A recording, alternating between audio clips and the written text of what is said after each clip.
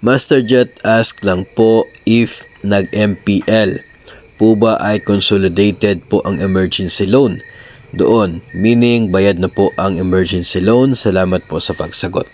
So, para po sa pagsagot sa tanong na ito ay babalikan natin yung terms and conditions ng GSIS MPL Flex. Ito po ay galing mismo sa GSIS.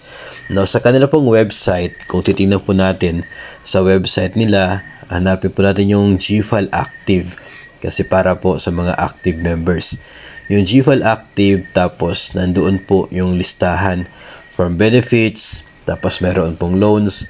Pipiliin po natin doon yung multipurpose loan flex or MPL Flex kasi po ito yung ating concern.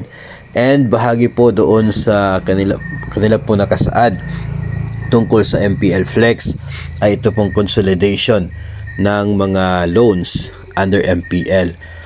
At ang ibig sabihin nito ay full liquidation ng mga outstanding balances ng mga loans. Pero sa part po ng atin pong emergency loan, sinasabi dito outstanding balances of loans including surcharges, if any to be waived, will be computed to the date of granting of MPL Flex. Emergency loan accounts that are in arrears, unpaid for less than 6 months, or in default, unpaid for more than 6 months, as well as GFile arrears will be deducted from the proceeds of MPL Plus. MPL Flex po, yung ating po tinutukoy dito.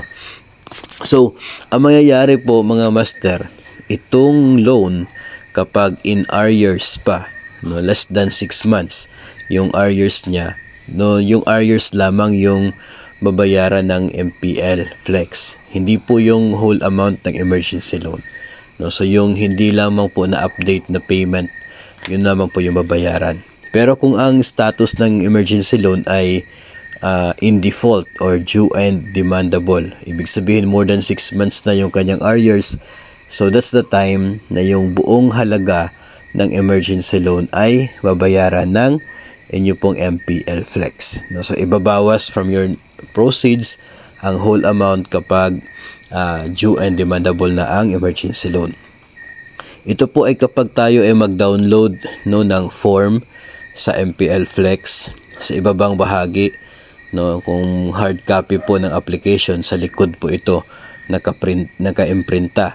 Ito po yung computation ng net proceeds. Pagkatapos po ng proceeds before arrears, ibabawas itong emergency loan arrears.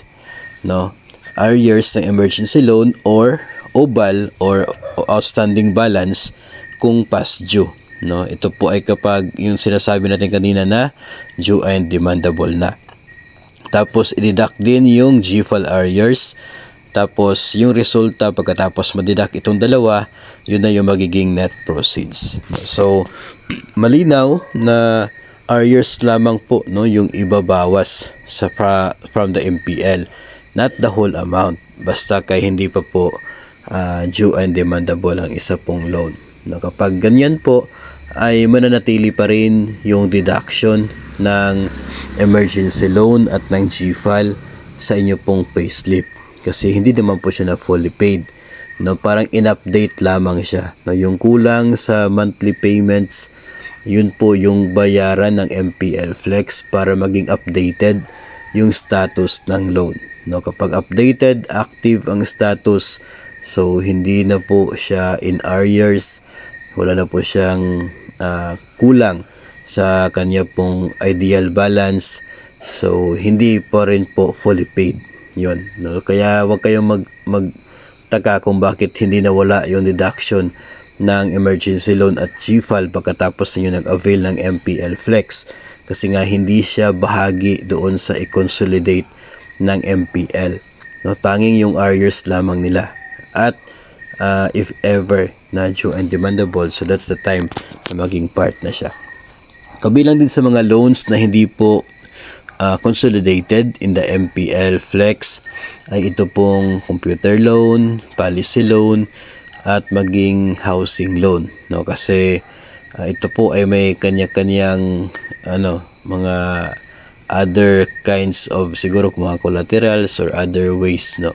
So kaya sila po ay hindi bahagi ng consolidated sa MPL Flex. So magiging mananatili pa rin po sila na kung kayo po ay may loan na katulad nito, after niyo mag-avail ng MPL Flex ay mananatili pa rin sila, no, for as long as hindi pa po sila fully paid.